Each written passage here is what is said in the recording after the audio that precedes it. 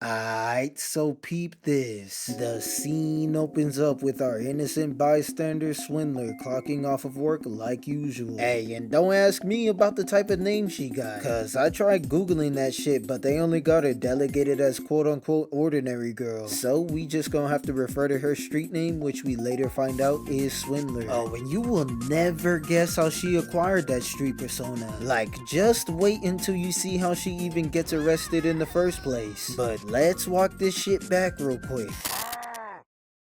We now see her walking down the street when suddenly she spots this random ass cat. And just like a couple nights ago of the same shit happening to me, this idiotic animal tries crossing the street the moment a car comes barreling down the road. So Swindler, with her unyielding altruism over animals, sees this, so she dives in to save the idiotic furball. She rightfully gets cussed out for being an idiot, but she then runs off to avoid a potential insurance fraud lawsuit. The cat she just saved eventually fucks off in the direction of a takoyaki stand where we see this emo looking ass biker nigga ordering some food. So Swindler gets hungry herself and places an order, which unknowingly seals her commencement into her gang initiation, taking her from a seal stamping worker to a hardened gang runner with the most infamous criminals in Kansai City. Emo biker goes to pay for his food when he accidentally drops some yen. Swindler sees this and tries to tell him about it, but he ignored that shit. So instead of doing what we'd all do in that situation and just pocketing the money, she runs over to emo biker to return it. And don't even give me that bullshit ass who the hell is we, cause I seen those videos of niggas pretending someone dropped some money and they swear up and down it was theirs all along. You niggas ain't slick, you are just like me for real. I really can't believe she's still trying to return that shit despite getting muted. Like, yes, he heard you the first time, lady. I get you want to be a good person and all, but he clearly does not give a fuck, as he tells her dumbass. It's bad luck to pick up loose change.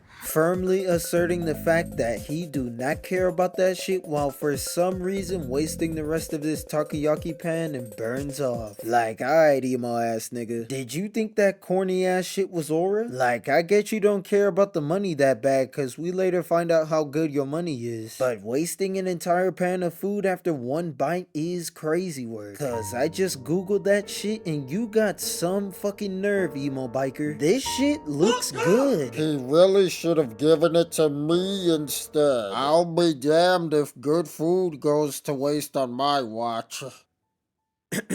Takoyaki grandma finishes up her order right after this, but as soon as she tries to bust out that China WeChat pay, grandma points at this cash only sign. Swindler, with the same question I had, goes, In this day and age, but Grams took that shit for broke talk and starts cooking her for it. Now I know you not talking, grandma. Yo ass can't even go bank for bank with a seal stamp worker. Let's pipe that shit down before we get to flexing. Swindler contemplates using that 500 yen emo boy from earlier drop, but the only thing she decides to swindle here is herself, as instead of just using the money right then and there, she decides to curl up her hand and try bargaining with grandma instead. But Grams is not going for that shit, as she calls her out thinking she's dining and dashing, while dialing up the phone and getting her ass thrown in the slammer. Bruh, she ain't even get to answer why she dry called the cops on her instead of just taking the food back. But Swindler, with that self-swindling dog brain of hers, still plans on returning that money. Emo nigga did not take that shit back the first two times she said something. Like, why can't shit like this ever happen to me? I would have been 500 yen richer and thanked God for that. She dead ass gotta be slower than a day on Venus. Look at her dumbass crying over her own unyielding stupidity and shit. Wanna look like a good person so bad. Bro, it is not that serious. But that's when we cut to the intros of our future ragtag street gang of Kansai. The emo nigga we just seen is Courier, transporter of the group with this sick ass grapple bite. Then the dread-headed meathead of the group, Brawler, who is the exact definition of whatever he did, he definitely did it. Like, I am not lying, he looked just like this one nigga off Twitter. Next up, we got this nerd ass hacker nigga who's simply known as Hacker. I don't know, he really ain't that special special besides being able to hack shit. And finally, we have this freaky ass busty female Jeffrey Dahmer surgeon who gets off on dissecting niggas, simply known as Doctor and the group's healer. Creative street names, yes, I know. And before you freak monsters get any ideas, no, you cannot fix her. But they are all S-ranked criminals and known as Akudama, which I gotta admit is a pretty jacked ass name for high-ranking criminals. But since these are the only S-ranked criminals we see in the show, they'll be known as the Akudama gang for us. We then cut to the announcement of a public execution for a figure named Cutthroat, who is the whole reason for the intros of the Akudama, and how they're all unknowingly gonna come together as a unit to save this figure under the guise of a 100 million yen reward.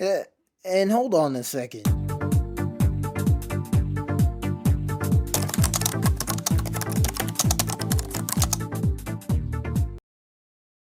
Hold up, hold up, hold up. That's 3 times. You can count me in as well. A 600k bag is more than enough for me. You about to see me throwing up that Akudama set right with them.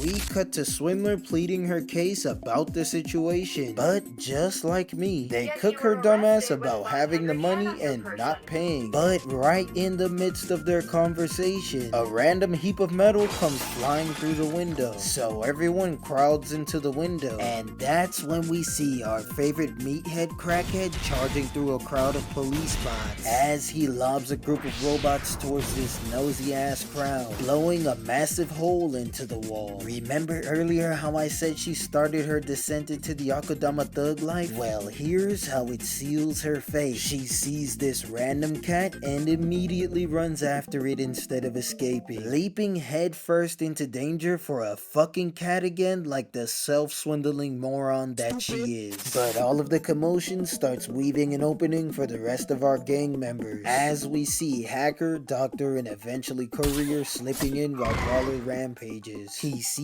this and eventually charges in himself. We then see Courier and Brawler pulling up right behind him. Brawler wants that smoke with Courier, but he tells him to go fuck himself. But Brawler said he's tired of playing with himself, so he charges right in. Courier tries to splatter him for that, but Brawler double stiff arms that shit while professing how glad he came. So Courier pops a wheelie straight into his chin for speaking so soon, almost sending him flying. Brawler recovers from that and firmly plants his stance again, but they both get interrupted with this random ass Warzone storm gas, knocking Brawler out and backing off Courier as the third party culprit reveals herself to be Doctor. But right in the middle of her stroll, Brawler grabs her leg, stunning her for a moment as he just lobs her at the ceiling like how Flight did that one basketball in the gym that one time, blasting Hacker right out of the floor above. So Hacker decides to stun lock everybody, threatening to vaporize them all, as Doctor surprisingly gets back up to join the session. I don't know how the fuck she just survived that shit, leaving me and Brawler with the same question. Wait, I thought I killed you. But while everyone is yapping it up, they all get interrupted by the sudden disturbance of stupidity as Swindler pops in, catching the random cat from earlier. This pulls the attention of everybody as they all try figuring out who she is. They eventually find out she's just a regular civilian, so they all start plotting on how to wipe her off the census. But right before any of them got the chance to follow through, she remembers getting labeled a swindler from the lobby conversation from earlier. So her dumbass decides to cap about actually being one and officially cementing her role as an Akudama. Now this bullshit ass pool was enough for them to believe, but right in the middle of everyone giving her props for quote unquote tricking the system, the elevator behind them opens up to reveal a security bot waiting for them as it immediately starts lobbing rockets. They end up crashing through the ground as it chases them.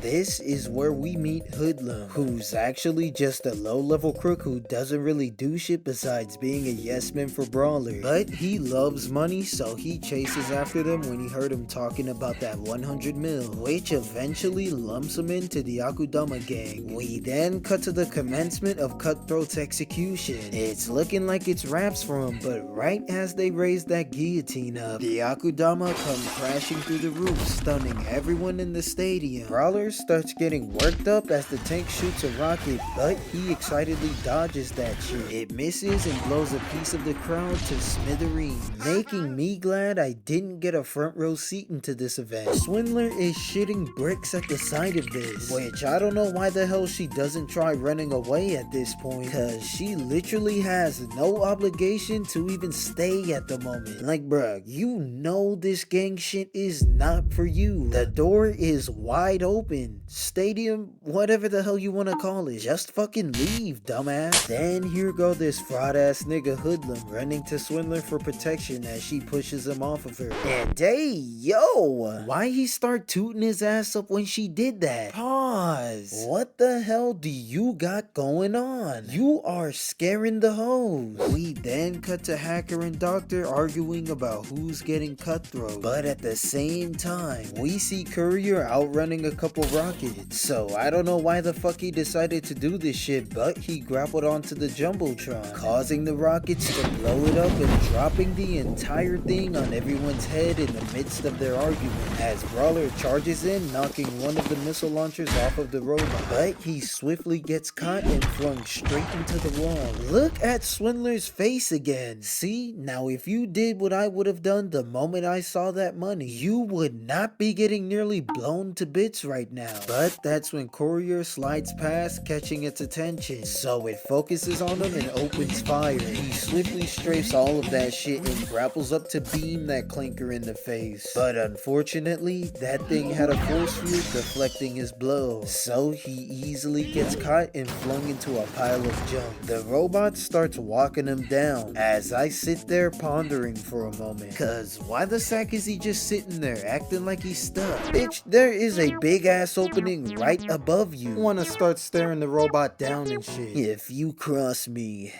I won't be able to hold back the demon that slumbers inside of me. Nigga, if you don't just get the fuck up and go, it's looking like it's raps for Courier. But Swindler watching this gets reminded of her mission to for some reason return that 500 yen so bad, as she cuts in yelling to grab the attention of the tank and throwing Hoodlum under the bus as she rats out his location to save Courier. So the robot locks onto him and tries to beam his ass off the map as they both barely dodge the blast. But at the same time, that explosion caused the random piece of metal to rebound, smacking it directly in the face, stunning it for a moment, giving Courier an opening to free himself while charging up this massive laser beam and landing a perfect shot on the tank, finally destroying it as he lands, hitting Swindler with this bullshit ass. Don't expect a thank you.